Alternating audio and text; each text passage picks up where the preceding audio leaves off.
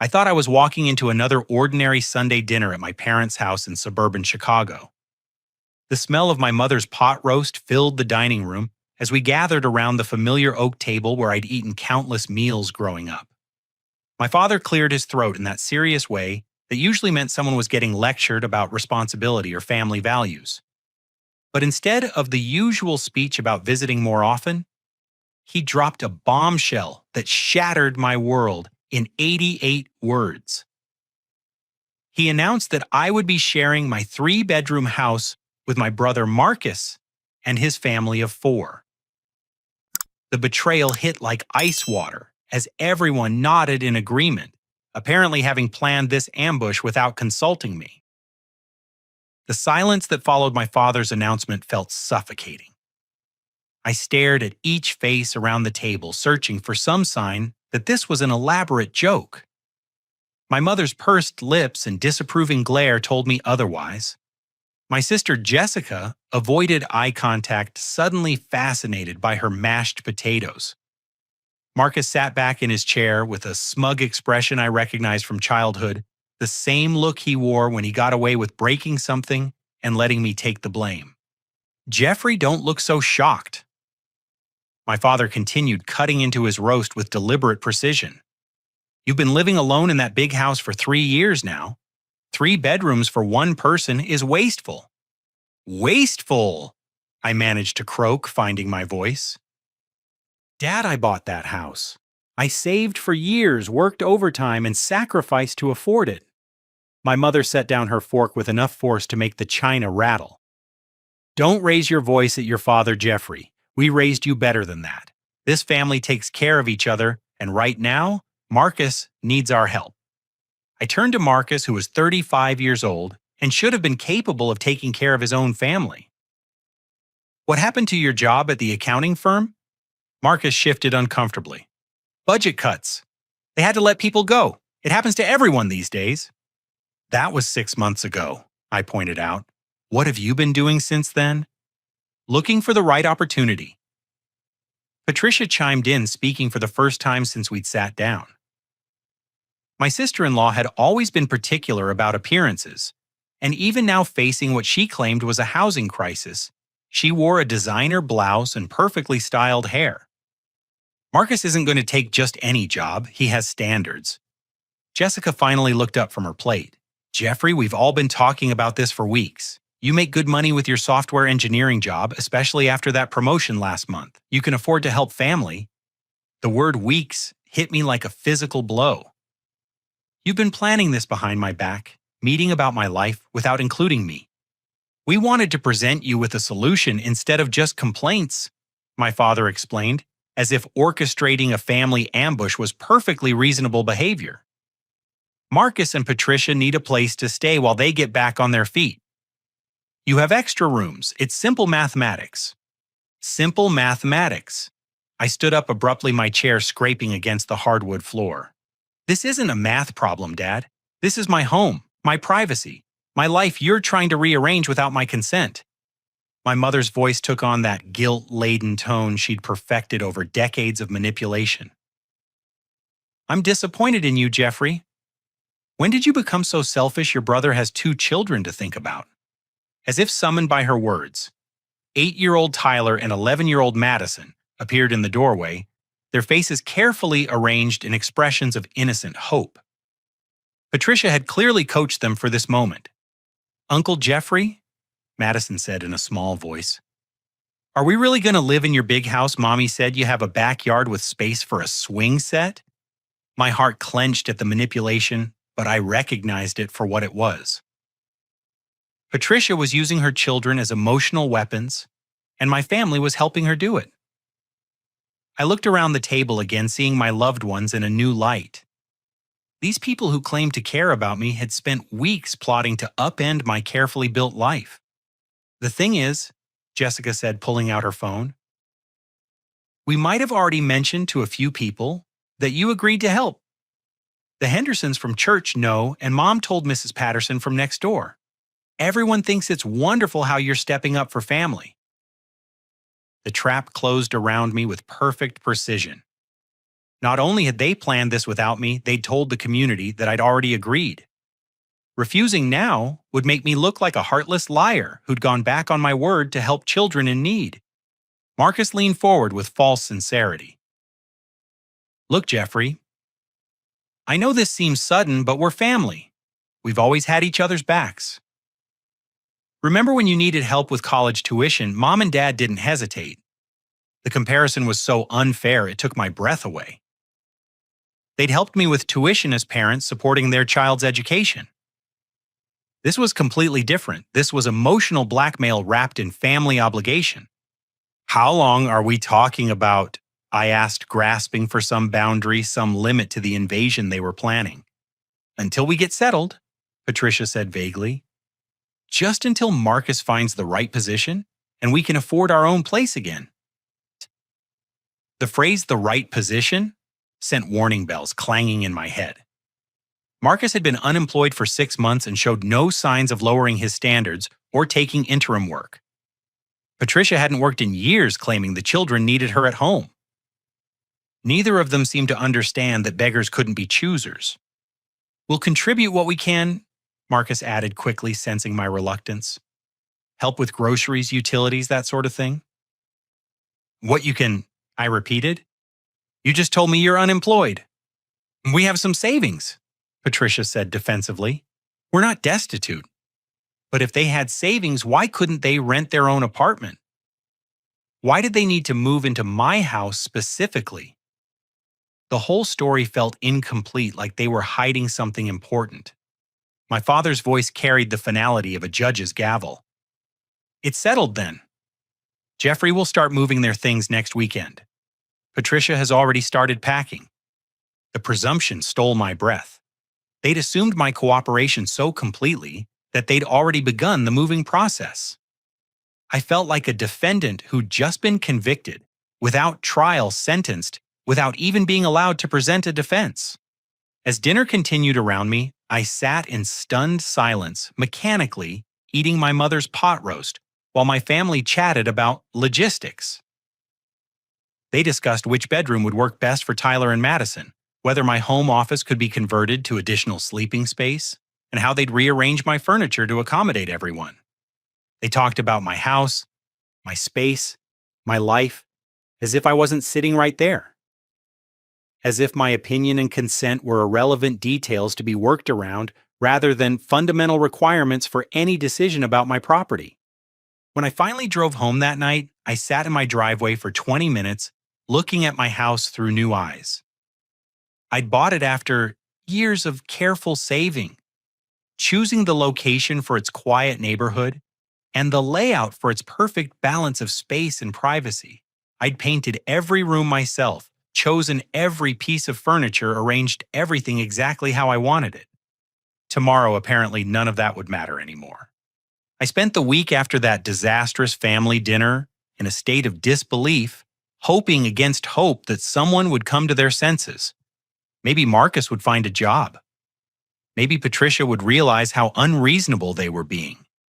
Maybe my parents would acknowledge that railroading their son into housing 4 additional people was crossing a line. None of that happened. Instead, I came home from work on Thursday to find a moving truck parked in my driveway.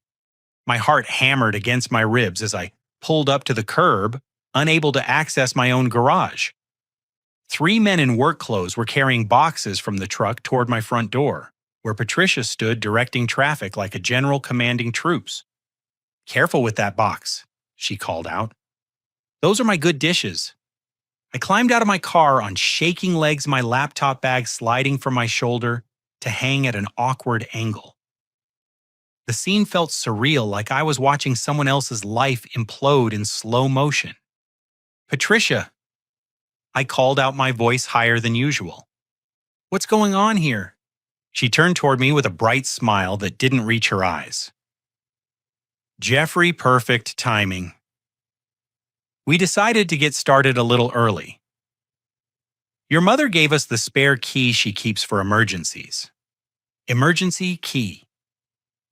The words came out as a croak. "This isn't an emergency." "Of course it is," she said, her tone suggesting I was being deliberately obtuse. We need to be out of our rental by Saturday, and waiting until the weekend didn't make sense when we could start now. I watched helplessly as strangers carried boxes of someone else's belongings into my sanctuary. The movers clearly thought they were helping a family move into their new home, not participating in what felt increasingly like a hostile takeover. "Where's Marcus?" I asked, looking around for my brother. "Job interview," Patricia replied, without missing a beat. "Finally got a call back for a position that might actually be worth his time. Fingers crossed." The casual way she mentioned it like an afterthought made me suspicious. If Marcus truly had a promising job interview, wouldn't that change the entire timeline of their supposed temporary stay? I fumbled for my house key, needing to get inside and assess the damage. The moment I stepped through my front door, I stopped breathing. My carefully curated living space had been transformed into chaos. Tyler and Madison were racing through the hallway, their excited shrieks echoing off the walls.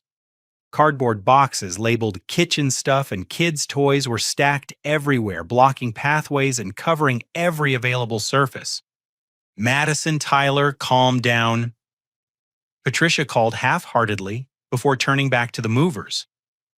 "The master bedroom is upstairs, first door on the right. Marcus and I will take that one." "Wait," I said, my voice cracking like a teenager's. "That's my bedroom." Patricia paused, one perfectly manicured eyebrow rising. "Jeffrey, be practical." "Marcus and I need the space for our clothes and the attached bathroom for privacy. You're just one person. The guest room will be perfect for you." The guest room. In my own house, I was being demoted to guest status. I stood there speechless as movers carried a king-sized mattress up my stairs, grunting with effort as they maneuvered it around the corner toward my bedroom. My bedroom that would no longer be mine. "Don't look so worried." Patricia continued, misinterpreting my stunned silence as concern rather than horror. "We'll take good care of everything. I've already started reorganizing the kitchen to be more family-friendly." I stumbled toward my kitchen, dreading what I'd find. The sight that greeted me was worse than I'd imagined. Patricia had emptied my cabinets, throwing away food she deemed unhealthy and replacing my carefully chosen appliances with her own preferences. My coffee maker, an expensive Italian model I'd saved months to afford, sat in a box labeled Goodwill. In its place stood a basic drip coffee maker that looked like it belonged in a college dormitory. "I threw out all that processed food," Patricia explained, following me into the kitchen. "Growing children need proper nutrition. I hope you don't mind, but I also rearranged everything to make more sense. Your organization system was a little chaotic." My organization system had been perfect for my needs, developed over 3 years of living alone and knowing exactly where everything belonged. Now I couldn't find anything. My spice rack had been reorganized alphabetically instead of by frequency of use. My coffee pods had been replaced with generic ground coffee. Even my refrigerator magnets collected from various work trips had been removed and replaced with children's artwork and appointment reminders. "Where did you put my coffee maker?" I asked, trying to keep my voice level. "Oh, that old thing. It was so complicated, all those buttons and settings. This new one is much simpler. One button, perfect coffee every time." The casual dismissal of my belongings sent a spike of rage through my chest. That wasn't just a coffee maker, it was a symbol of my success, a daily reminder that I'd worked hard enough to afford nice things. She'd thrown it away like garbage without even asking. "Patricia, that was a $600 machine." She waved her hand dismissively. "Jeffrey, you're too attached to material things. This is about family, not fancy gadgets." I heard footsteps on the stairs and looked up to see Marcus descending, wearing a satisfied grin. He changed out of his interview clothes into worn jeans and a t-shirt that had seen better days. "How'd the interview go?" I asked, clinging to hope that he'd gotten the job and this nightmare would be short-lived. "Not what I'm looking for," he said with a shrug. "Small company, limited growth potential. I can do better." My heart sank. Marcus had just turned down employment while moving his family into my house. The entitlement was staggering. The master bedroom is perfect, he continued, oblivious to my growing distress. That walk-in closet will be great for Patricia's clothes, and the attached bathroom means we won't have to share with the kids. Marcus, this is supposed to be temporary, I said desperately. If you're turning down jobs, how temporary can it really be? He clapped me on the shoulder with false camaraderie. Don't worry, little brother. I'm being strategic. Better to wait for the right opportunity than settle for something beneath my qualifications. A few months here while I network properly, and I'll land something really worthwhile. A few months? The timeline kept expanding, and we hadn't even finished the first day. I watched Patricia direct the placement of their furniture in my living room, moving my couch to make room for their entertainment center and coffee table. My carefully chosen decor was being shoved aside to accommodate their preferences. Mom, where does this go? Madison appeared carrying a large framed photo of Marcus and Patricia's wedding. On the mantle, sweetie. Take down that boring landscape picture first. My boring landscape picture was the original watercolor I'd commissioned from a local artist depicting the view from my favorite hiking trail. I'd saved for months to afford it, and it held deep personal meaning. Now it sat propped against the wall, replaced by someone else's memories. The children treated my house like a playground, running from room to room without supervision. Tyler discovered my gaming console and immediately began pulling controllers and games from the entertainment center, scattering everything across the floor. When I started to say something, Patricia cut me off. Boys will be boys, she said with a laugh. Don't be such a worrywart, Jeffrey. Kids need space to be kids. But this was my space filled with expensive electronics and irreplaceable personal items. I wasn't equipped for children, didn't have childproofing, and certainly hadn't consented to becoming a babysitter in my own home. As evening approached, the reality of my new living situation became undeniable. The movers finished unloading and left me with a bill for their services, apparently assuming I was responsible for the costs. Marcus and Patricia disappeared upstairs to get settled in my former bedroom, leaving me with their children and a house I no longer recognized. I stood in my living room surrounded by boxes and foreign furniture, feeling like a stranger in my own home.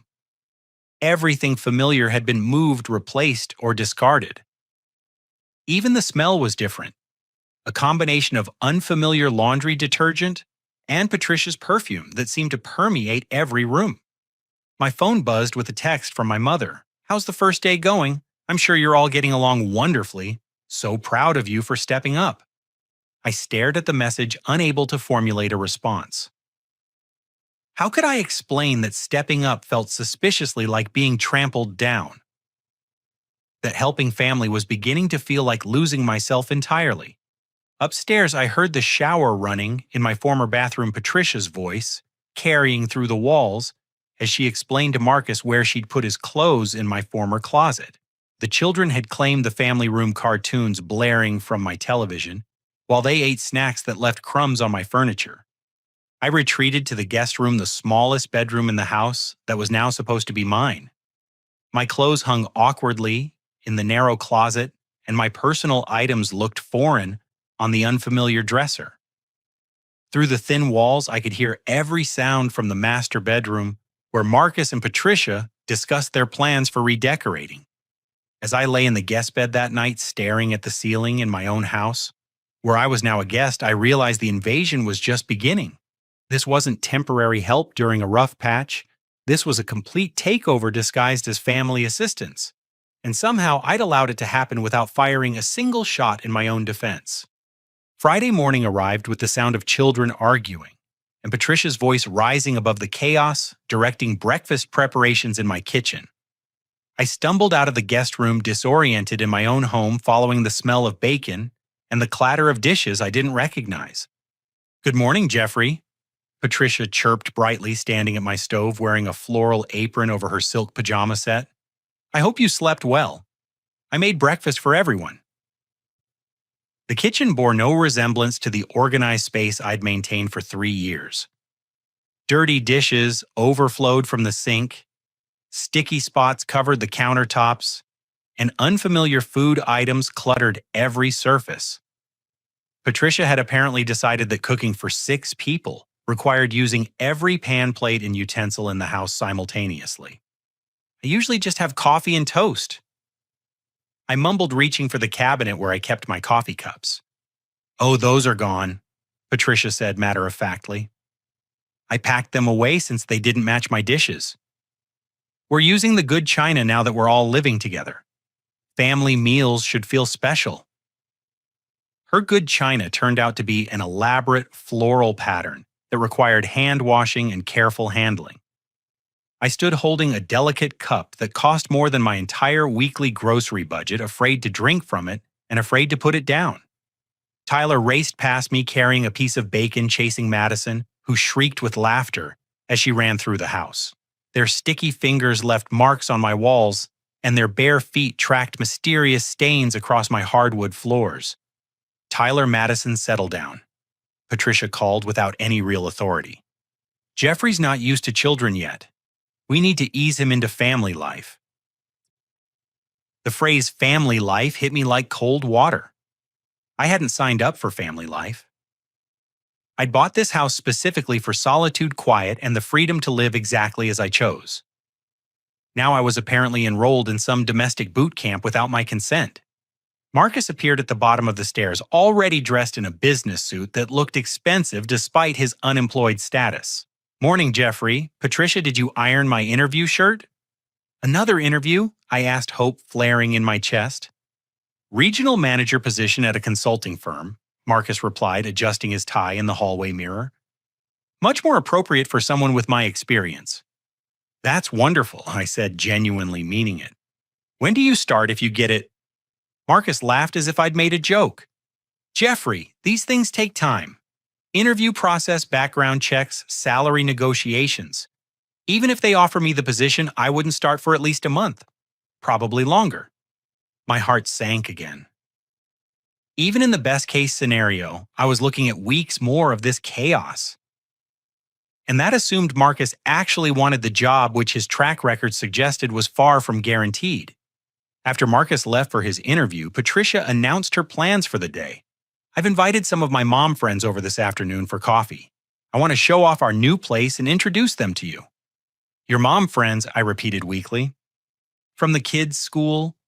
We've been meeting regularly, but my old apartment was too cramped for entertaining. This house is perfect for hosting. The presumption took my breath away. Patricia was planning to entertain strangers in my home, treating it as her personal social venue.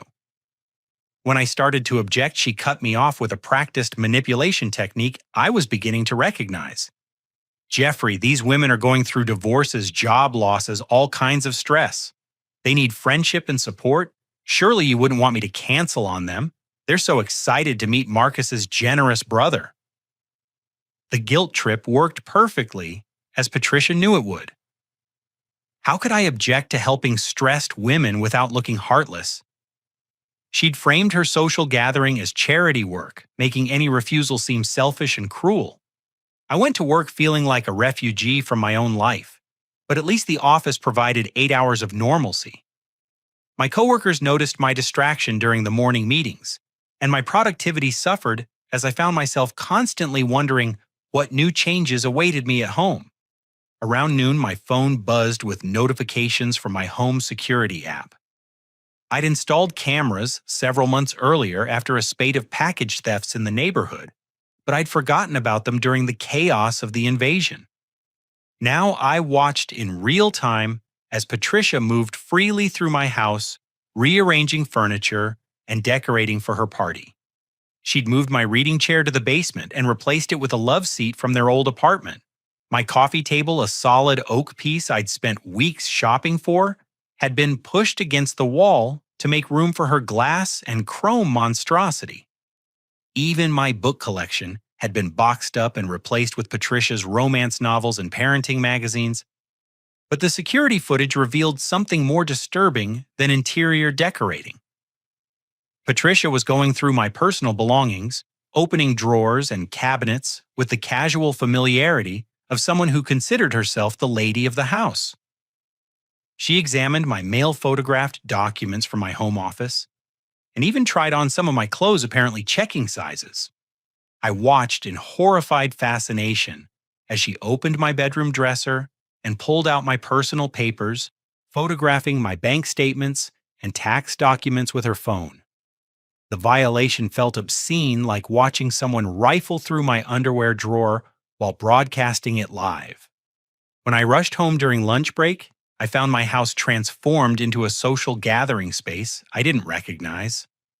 Patricia had lit scented candles that made my eyes water, rearranged all my furniture to create conversation areas, and set up an elaborate spread of refreshments using my dishes and serving pieces. "Jeffrey," she called out brightly as I walked through the door. "Perfect timing. I want you to meet my friends." 3 women sat in my living room, looking perfectly at home, while drinking coffee from my good cups and eating pastries from my china plates. They smiled warmly as Patricia introduced me, clearly having heard flattering stories about my generosity and family devotion. "Jeffrey, this house is absolutely gorgeous," gushed a blonde woman named Carol. "Patricia is so lucky to have such a wonderful brother-in-law." "The kitchen is a dream," added another woman whose name I missed in my stunned state. "I can't believe you're letting them live here rent-free. My brother wouldn't give me a glass of water if I was dying of thirst." Patricia beamed at the praise, accepting credit for my generosity, as if hosting these women in my home was her right rather than her presumption. She gave them a tour of the house, pointing out features and improvements she planned to make, speaking about my property as if it belonged to her. "We're thinking of adding a deck off the master bedroom," she told them as they clustered around my kitchen island.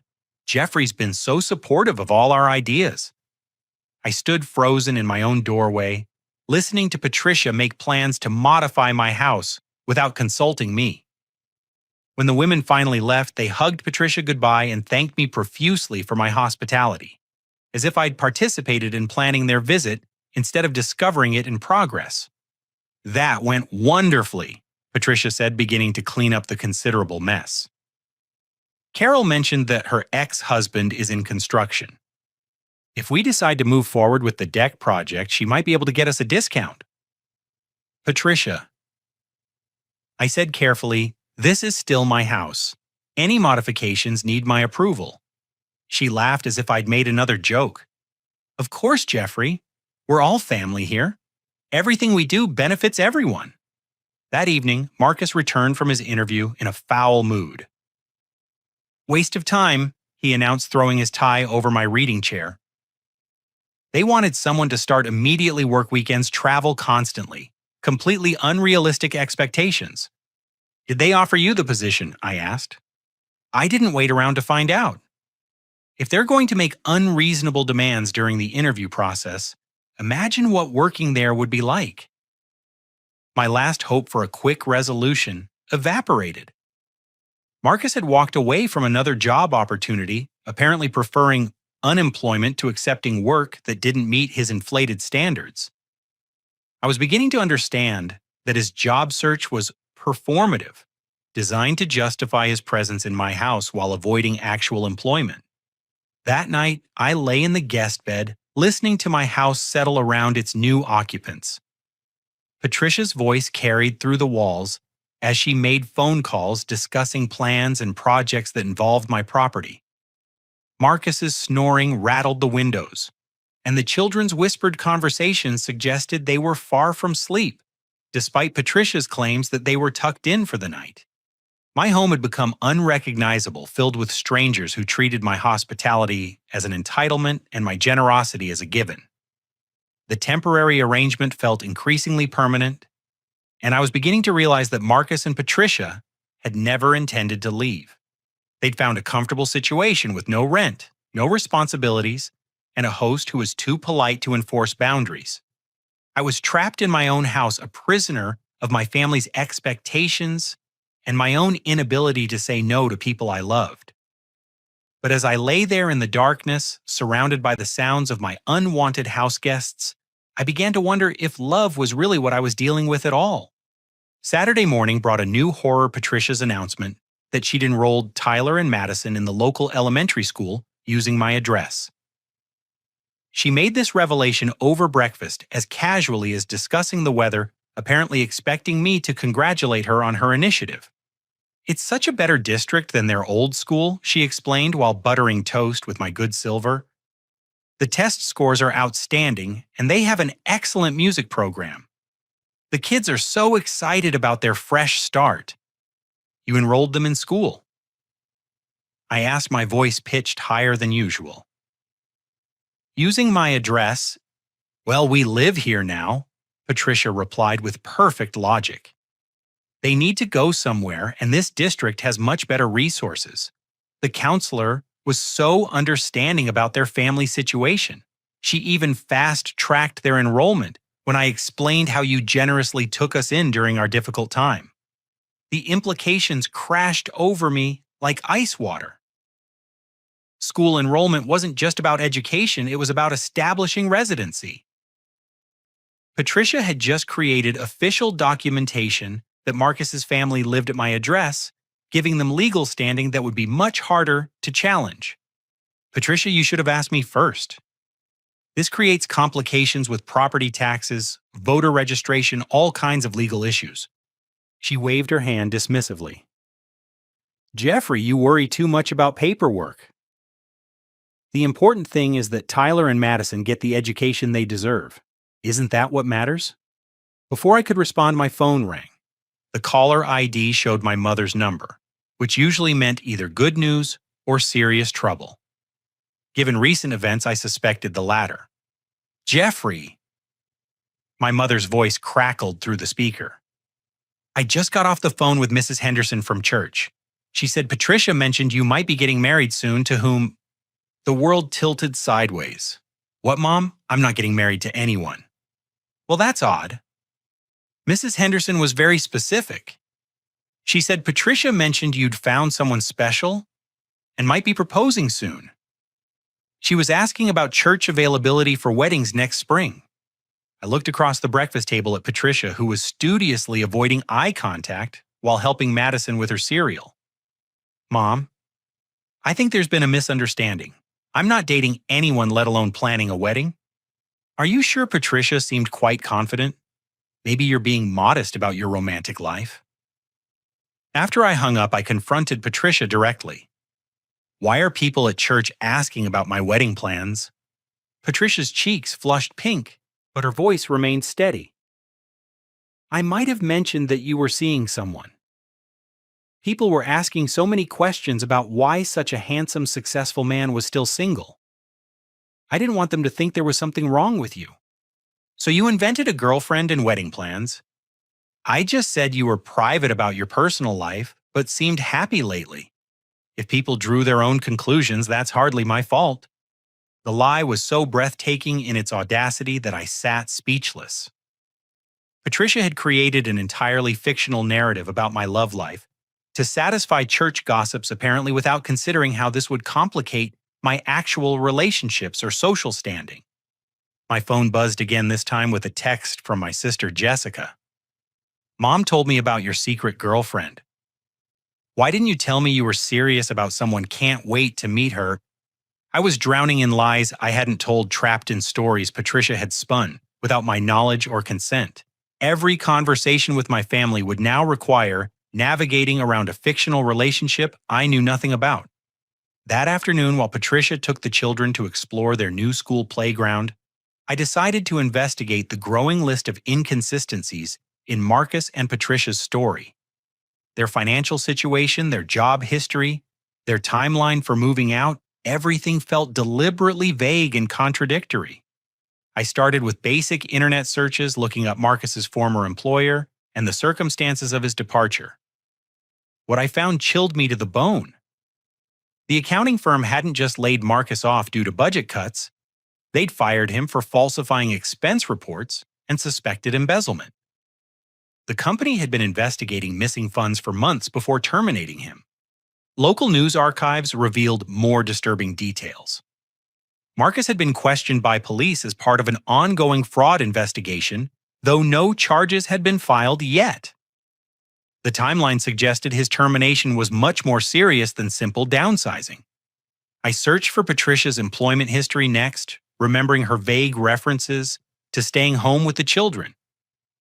According to the state education department's database, Patricia had been a substitute teacher until her certification was revoked for inappropriate conduct. The details were sealed due to the involvement of minors, but the revocation was permanent and statewide. My hands shook as I compiled evidence that my brother and sister-in-law weren't just temporarily down on their luck. They were potentially criminals fleeing consequences in their previous city, using my home as a safe house while they planned their next move. I called Marcus's former colleague, a man named David, who'd worked closely with him for several years. After some awkward small talk, David confirmed my worst fears. Jeffrey, I'm sorry to be the one to tell you this, but Marcus was stealing from client accounts for over a year. The audit revealed almost $50,000 in fraudulent transactions. The only reason he wasn't arrested is that he paid back most of the money when they confronted him. Most of the money, I asked weakly. There's still about $15,000 unaccounted for. The company decided not to press charges if he made restitution, but he never completed the payments. Word is they're considering turning the case over to the district attorney. I hung up feeling sick to my stomach. Marcus wasn't just unemployed, he was a thief hiding from criminal prosecution, and I'd unknowingly provided him with sanctuary, making myself an accessory to his flight from justice.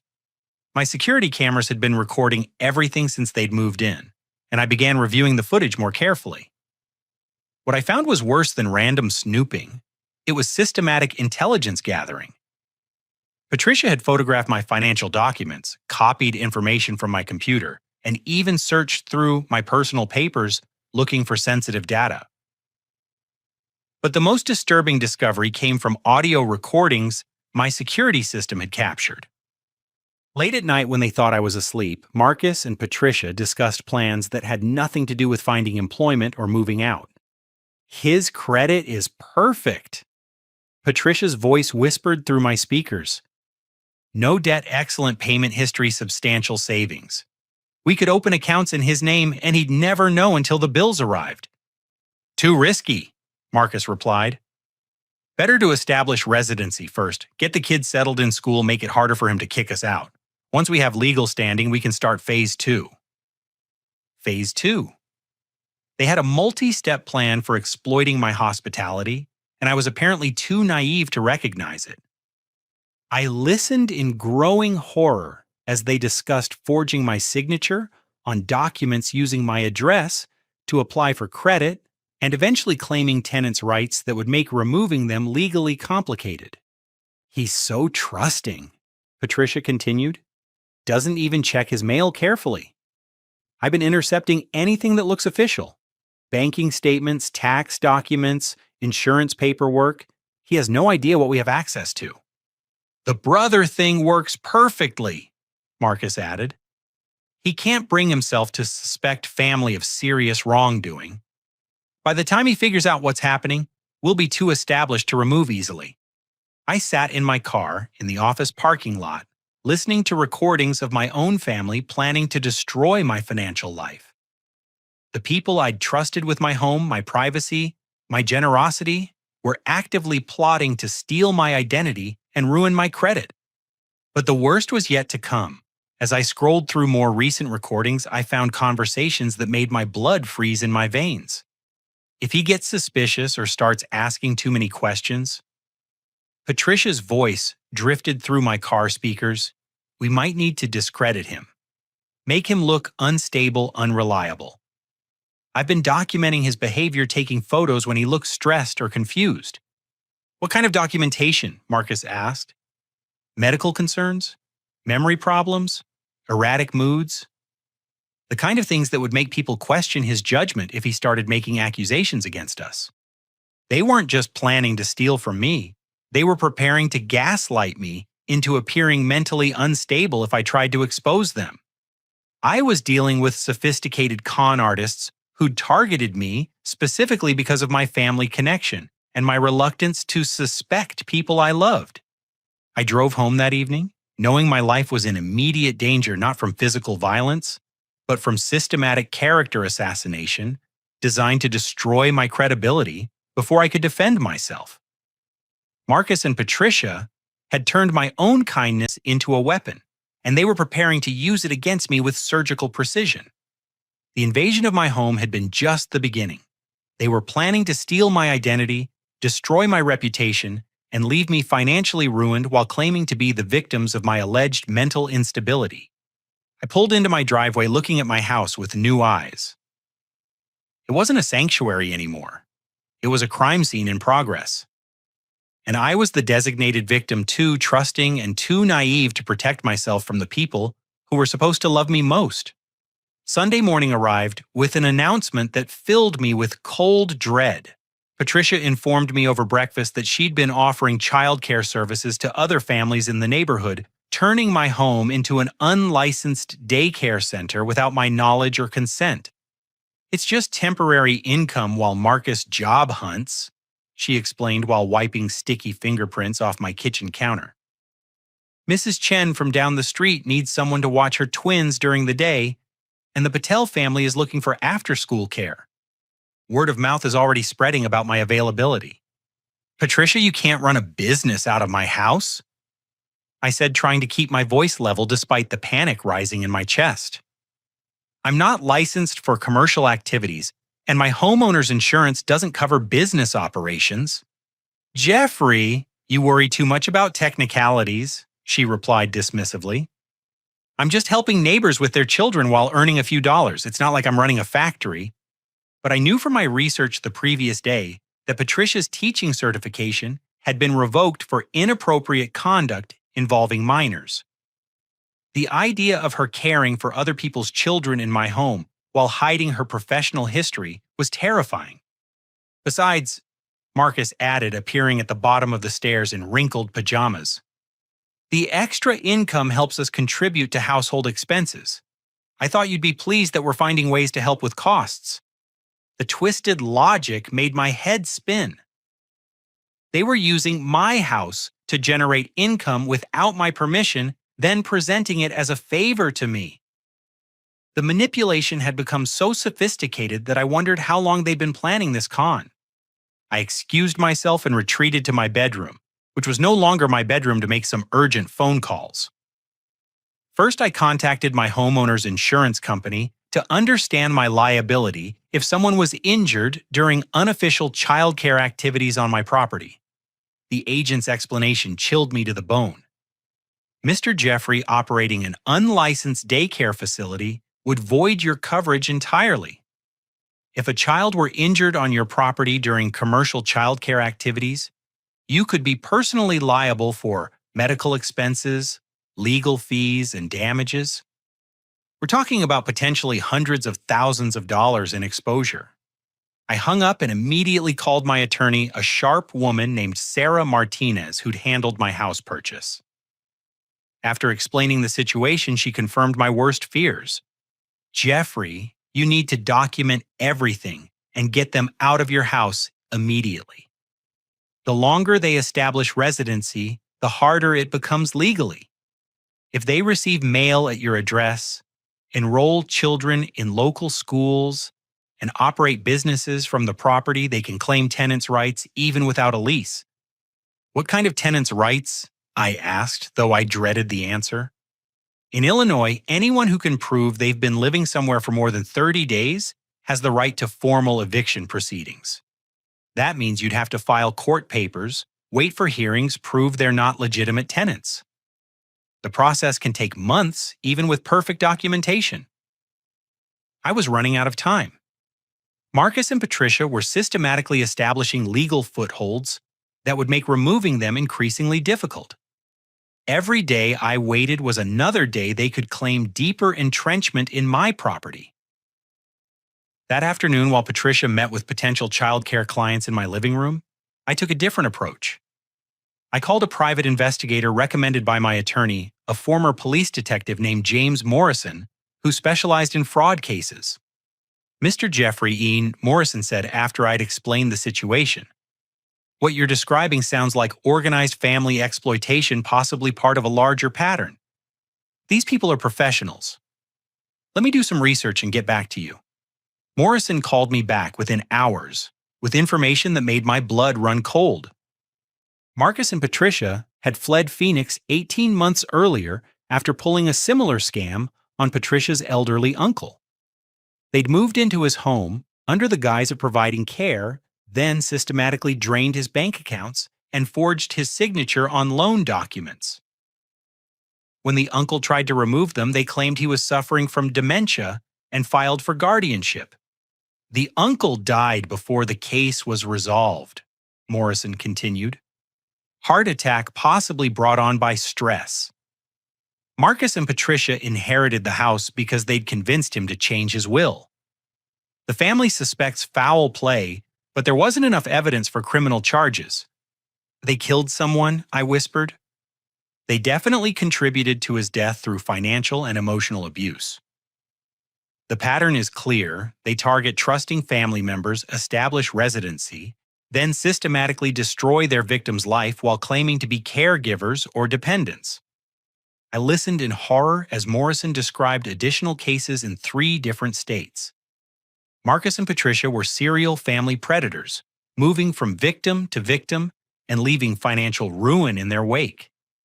I wasn't their first target, I was just their most recent mark.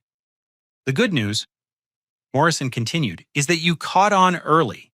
Most victims don't realize what's happening until they've been completely cleaned out. You still have time to protect yourself, but you need to act fast. Morrison outlined a plan that would give me the evidence I needed to expose them while protecting myself from their inevitable retaliation. The first step was installing additional hidden cameras throughout my house to document their activities. The second was pretending to be increasingly unwell, making myself appear vulnerable while secretly gathering proof of their crimes.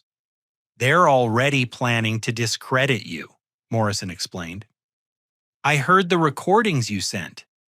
If you suddenly start acting suspicious or confrontational, they'll accelerate their timeline and claim you're having a breakdown. Better to let them think their plan is working while you build an airtight case. That evening, I began my performance. I complained about headaches, forgot simple things, and acted confused about conversations that had happened earlier. Marcus and Patricia exchanged meaningful glances, clearly pleased that their psychological manipulation was taking effect. "Jeffrey, you seem tired lately," Patricia said with false concern. "Maybe you should see a doctor. Stress can cause all sorts of problems." "I'm fine," I mumbled, playing the part of someone in denial about declining mental health. "Just busy at work. You forgot to take your vitamins this morning." She continued, showing me a pill organizer I'd never seen before. "And you left the coffee maker on all night yesterday." Little things like that can be early warning signs. I realized with growing horror that Patricia had been documenting these alleged incidents, creating a paper trail of my supposed memory problems. The vitamins were probably placebos or something worse, designed to make me actually feel unwell. Every symptom she mentioned was either fabricated or caused by their sabotage. Over the next several days, I played my part perfectly while Morrison's team gathered additional evidence. We discovered that Marcus and Patricia were wanted for questioning in connection with several elderly exploitation cases across the country.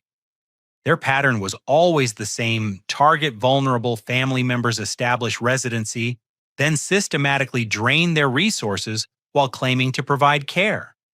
The most disturbing revelation came when Morrison traced their financial history. They had no legitimate source of income and hadn't paid taxes in over 3 years. Instead, they moved from victim to victim, living off fraud and identity theft while staying ahead of law enforcement. My house wasn't just temporary shelter.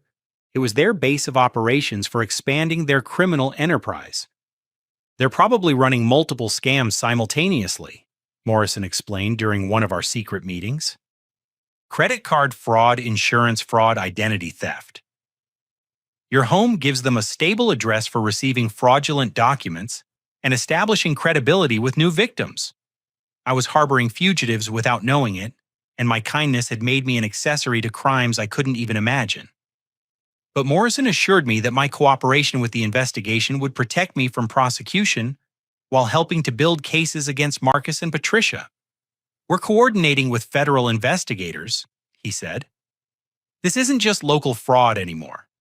They've crossed state lines multiple times, used mail systems for fraud, and targeted elderly victims. That makes it federal jurisdiction with serious prison time. As I lay in bed that night, listening to Marcus and Patricia discuss their plans through the hidden microphones, I felt a mixture of fear and determination. They thought they were winning, systematically destroying my life, while I remained oblivious to their machinations. But they had no idea that every word, every action, every crime was being documented by professionals who specialized in catching predators exactly like them. Their confidence would become their downfall, and my apparent vulnerability was actually the bait in a trap they'd never see coming. The game was changing, and for the first time since this nightmare began, I wasn't the helpless victim anymore. The opportunity I'd been waiting for arrived on a Thursday morning when Patricia announced she needed to take Tyler to a doctor's appointment in their former city. She claimed it was a specialist who knew his medical history, but I suspected she was planning to handle unfinished business from their previous scam. "We'll be gone all day," she told me over breakfast, her voice carrying that false sweetness I'd learned to recognize as a warning sign.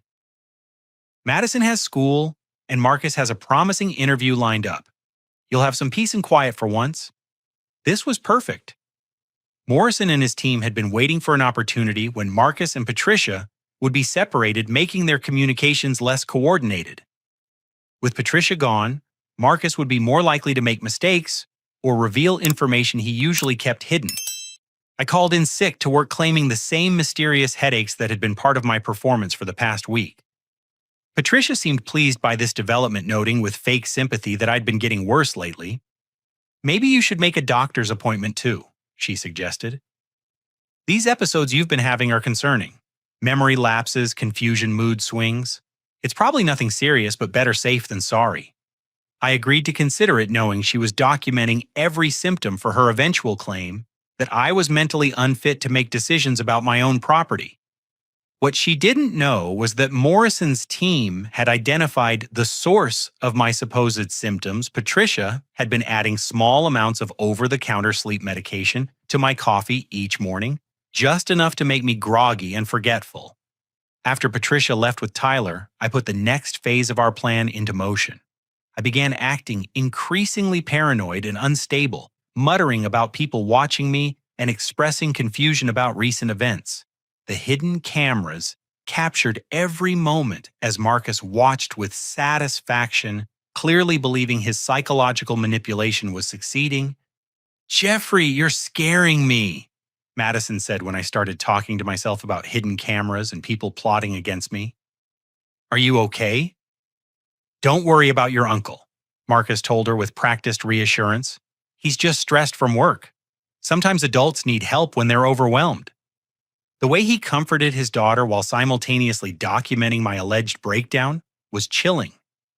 Marcus was using his own child as a witness to my supposed mental deterioration, creating testimony that would be devastating in any legal proceeding.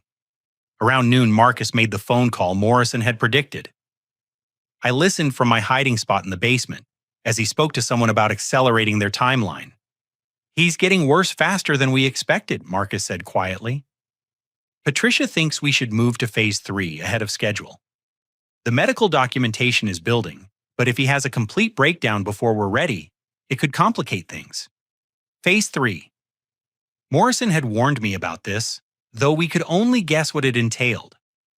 Based on their previous patterns, it likely involved triggering a crisis that would justify their permanent takeover of my property and finances. "No, we can't wait for the full psychological evaluation," Marcus continued. "If he starts making accusations while he still appears coherent, people might believe him. Better to establish guardianship while he's clearly incompetent." Guardianship. They were planning to have me declared mentally unfit and take legal control of my life. I felt sick thinking about their previous victim, Patricia's uncle, who died under mysterious circumstances while they fought for control of his estate. That afternoon, Marcus received a visitor that changed everything. Through my security cameras, I watched a woman in professional attire arrive at my front door. She introduced herself as Dr. Rebecca Hamilton, a psychologist Marcus had contacted about conducting an emergency mental health evaluation. Mr. Marcus called me about his brother's deteriorating condition. She explained when Marcus let her into my house without my permission. He's concerned that Jeffrey might be a danger to himself or others. I realized with growing horror that Marcus had hired a corrupt professional to rubber stamp my incompetence. This wasn't a legitimate evaluation. It was a predetermined outcome designed to justify their legal takeover of my property. "Where is Jeffrey now?" Dr. Hamilton asked, looking around my living room as if she owned it. "Sleeping," Marcus replied. "He's been having episodes where he stays awake all night talking to people who aren't there, then crashes during the day. Yesterday, he accused me of poisoning his food." The irony was breathtaking. Marcus was describing actual symptoms caused by Patricia's drugging while presenting them as evidence of mental illness. Every detail he provided was technically accurate, but completely devoid of context. "I've documented everything," Marcus continued, showing Dr. Hamilton a folder I'd never seen before. Photographs of him in confused states, recordings of his paranoid ramblings, witness statements from family members who've observed his decline. Morrison's voice crackled through my hidden earpiece. "This is it, Jeffrey. They're about to spring the trap. Are you ready?" I took a deep breath and began the most important performance of my life. Stumbling up from the basement, I appeared in the living room looking disheveled and confused, playing the part of someone in the grip of a mental health crisis. "Marcus," I said in a shaky voice, "who is this woman? Why are there strangers in my house?" "Jeffrey, this is Dr. Hamilton," Marcus said with false patience. "Remember, I told you she was coming to talk with you about how you've been feeling?" "I don't remember," I mumbled, looking around the room with apparent confusion. "Things have been strange lately. People moving my stuff, changing things when I'm not looking." Dr. Hamilton made notes while observing my behavior, clearly seeing what she'd been paid to see. "Jeffrey, can you tell me what day it is?" I gave her the wrong day, then corrected myself uncertainly. "Tuesday, no wait. Wednesday?" "I'm sorry, the days all blur together." "Have you been sleeping well?" she continued. "There are voices," I said quietly. "Conversations when I'm trying to sleep. People talking about me making plans. But when I get up to check, there's nobody there." This was actually true. I'd been hearing Marcus and Patricia's plotting through the surveillance equipment. But in this context, it sounded like auditory hallucinations symptomatic of severe mental illness. "Jeffrey," Dr. Hamilton said gently, "your brother is concerned about you. He thinks you might need some help, perhaps a stay in a facility where professionals can evaluate your condition properly." The trap was closing exactly as Morrison had predicted. They planned to have me committed to a psychiatric facility where I'd be drugged into compliance while they gained control of my assets. By the time I was released, if I ever was, they'd have stripped my accounts and claimed ownership of my property. "I don't want to go anywhere," I said, allowing real fear to creep into my voice. "This is my house.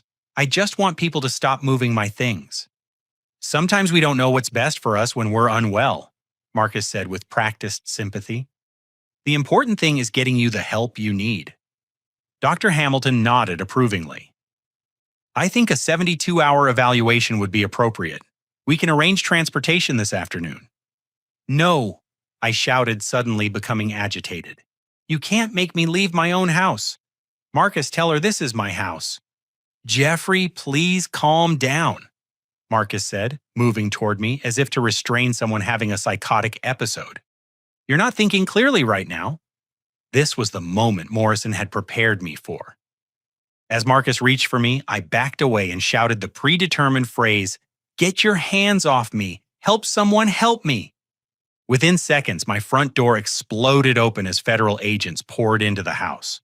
Dr. Hamilton screamed and dove behind my couch while Marcus stood frozen, his hands still extended toward me, as armed professionals surrounded him.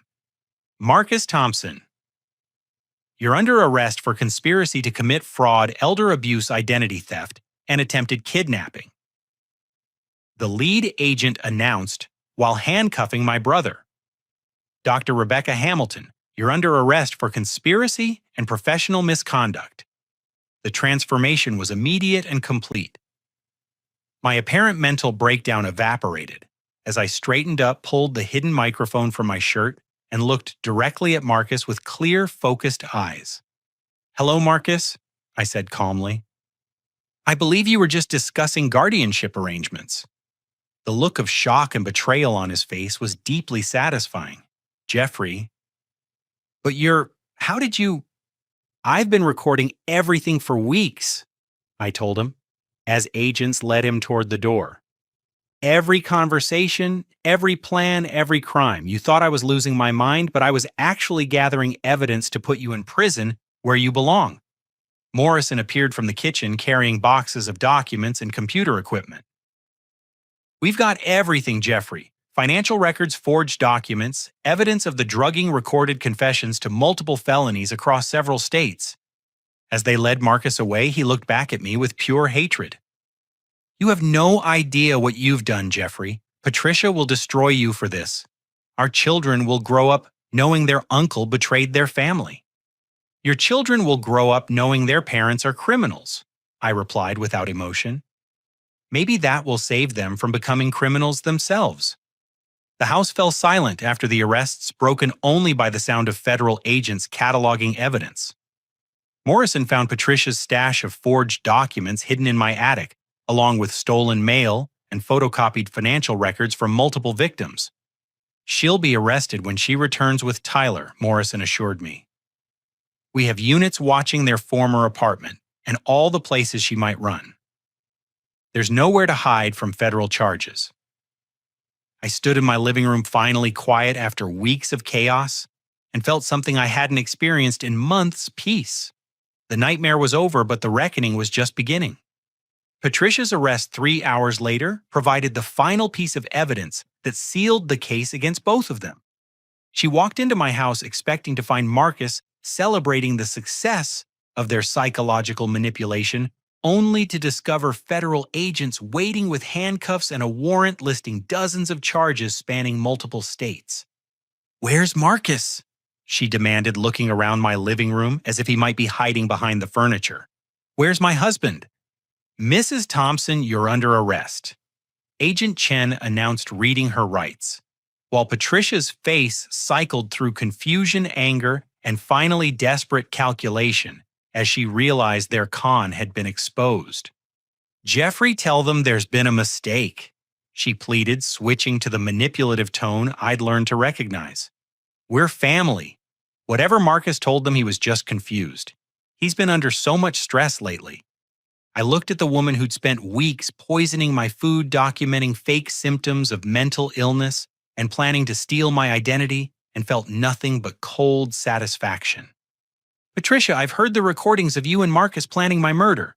There's no coming back from that." Her face went white as the implications hit her. They'd been so confident in their surveillance countermeasures, so certain I was too trusting to suspect family members of serious crimes. The reality that I'd been actively investigating them for weeks clearly hadn't occurred to either of them. Tyler, who'd been waiting in Patricia's car during the arrest, was immediately taken into protective custody by Child Services. The boy looked confused and frightened as social workers explained that he'd be staying with different family members while his parents faced federal charges. "Uncle Jeffrey," Tyler said as they led him toward the social worker's vehicle. "Mommy said you were sick. Are you better now?" The innocence in his voice broke my heart. Tyler and Madison had been weaponized by their parents, used as emotional manipulation tools, and trained to lie about adult behavior they couldn't possibly understand. They were victims too, just as damaged by Marcus and Patricia's criminal lifestyle as the people they'd scammed. "I'm fine, Tyler," I told him gently. "The sickness was pretend, like playing a game. The important thing now is that you and Madison are safe. Within 72 hours, federal investigators had unraveled the full scope of Marcus and Patricia's criminal enterprise. The evidence found in my house led to charges in 7 different states, connecting them to more than 20 victims over the past 5 years. Morrison briefed me on the investigation's findings in my living room, which felt surreal after weeks of treating it as enemy territory. They've been running this scam systematically, he explained, spreading case files across my coffee table. Always targeting family members who were financially successful but emotionally vulnerable. Always using children as manipulation tools. The pattern was consistent and chilling. They'd identify successful relatives, research their financial situations, then manufacture crises that required temporary housing. Once established in their target's home, they'd begin the psychological manipulation while systematically gathering financial information and building legal cases for taking control. Patricia's uncle in Phoenix wasn't their first victim, Morrison continued. They killed a grandmother in Nevada using the same method. Slow poisoning designed to mimic natural cognitive decline while they gained power of attorney and drained her accounts. 3 victims had died under suspicious circumstances, while Marcus and Patricia gained access to their estates. The FBI was reopening those cases as potential homicides armed with evidence of their methods and motives. The fake doctor who came to evaluate you was part of a larger network, Morrison added. Dr. Hamilton has been providing fraudulent mental health evaluations for financial predators across the country. Her arrest opened up dozens of additional cases. My parents' reaction to the arrest was devastating to witness. My father suffered a mild heart attack when federal agents explained that his son wasn't just a thief, but a suspected serial killer who targeted elderly family members across multiple states. The guilt and shame of having enabled Marcus's access to my home nearly destroyed him. How could we not know? My mother kept repeating during her hospitalization for what doctors called stress-induced cardiac episodes. How could we help someone plan to murder our own son? The community reaction was equally intense. Church members who'd praised my generosity in housing my brother's family now looked at me with a mixture of sympathy and horror. The story dominated local news for weeks, with reporters describing it as one of the most sophisticated family exploitation cases in state history. Jessica handled the revelation worst of all family members. She'd been Marcus's most vocal supporter, actively pressuring me to house his family and criticizing my reluctance as selfishness. Learning that her advocacy had nearly enabled my murder broke something fundamental in her worldview. I kept telling you to trust family, she sobbed during one of our difficult conversations. I made you feel guilty for having boundaries. If you'd listened to me, you'd be dead right now. The guilt ate at her so severely that she required professional counseling to process her role in the conspiracy. Our relationship took years to rebuild, and even then it never returned to its previous closeness. The trial became a media spectacle that exposed the shocking prevalence of family financial abuse. Marcus and Patricia's case opened discussions about how criminals exploit family loyalty and social expectations to victimize their own relatives. My testimony was particularly crucial because I'd been their intended final victim. The recordings of them planning my murder, combined with evidence of their systematic poisoning and psychological manipulation, painted a clear picture of premeditated homicide for financial gain. Ladies and gentlemen of the jury, the prosecutor said during closing arguments, the defendants didn't just steal money, they stole trust, destroyed families, and killed vulnerable people who loved them. Jeffrey Thompson survived only because he was smart enough to document their crimes and brave enough to fight back. Marcus received 28 years in federal prison without possibility of parole. Patricia got 25 years, with the difference reflecting her slightly lesser role in the planning stages of their crimes. Dr. Hamilton received 15 years for her role in providing fraudulent evaluations that enabled financial predators. The children were placed with Patricia's sister in Arizona, a woman who'd cut contact with Patricia years earlier due to suspicious financial requests. Madison and Tyler began therapy to address the trauma of watching their parents manipulate and abuse family members while teaching them to participate in criminal activities. I sold my house 6 months after the arrests, unable to feel comfortable in a space that held so many traumatic memories. The new owners were a young family with children who filled the rooms with laughter instead of schemes which felt like appropriate healing for the property itself. My new home in Colorado represented a complete fresh start 3 states away from the toxic family dynamics that had nearly destroyed me. I kept limited contact with my parents as they worked through their own guilt and shame, but I never again allowed family obligations to override my personal safety instincts. The experience taught me that love isn't blind trust and family isn't an excuse for abuse. Real family members support your boundaries rather than manipulating you to violate them. People who truly care about your welfare don't exploit your kindness or use your generosity against you. I used the reward money from helping solve multiple cold cases to establish a foundation that educates families about financial abuse and provides resources for victims of relative exploitation. The nonprofit work transformed my trauma into purpose, helping other people recognize and escape similar situations before they became victims. 3 years later, I received a letter from Madison, now 14 and living with her aunt. She wrote that she'd learned the truth about her parents' crimes and wanted to apologize for being part of their manipulation. Her therapy had helped her understand that she'd been a victim too trained from childhood to help her parents hurt people. I wrote back encouraging her education and emphasizing that children aren't responsible for their parents' crimes. Madison deserved a chance at a healthy life free from the toxic patterns that had defined her childhood. Tyler, now 11, was reportedly doing well in school and showing no signs of his parents' manipulative tendencies.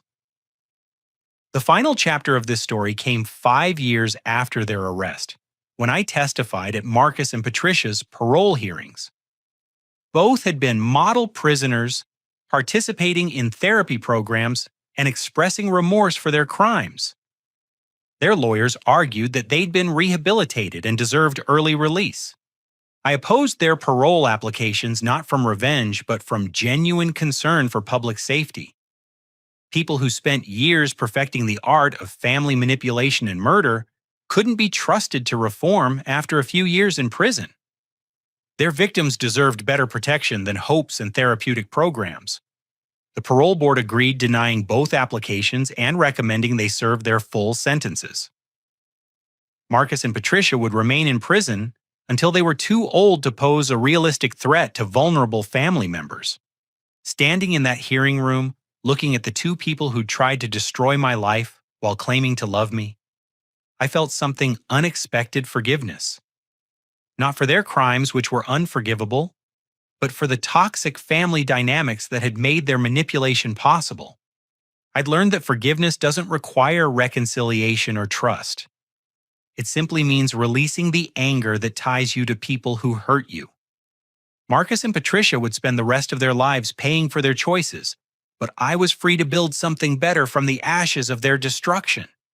Today I live in a beautiful home surrounded by mountains, working remotely for a tech company that values my expertise without demanding my soul. I have genuine friends who respect boundaries and support healthy choices. My romantic relationships are built on mutual respect rather than family obligation. Most importantly, I've learned that protecting yourself from toxic people isn't selfish or cruel.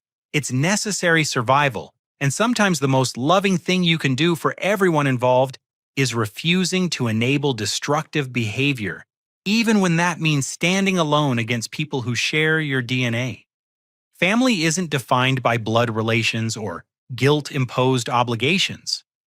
Real family consists of people who genuinely care about your well-being and would never deliberately harm you for their own benefit.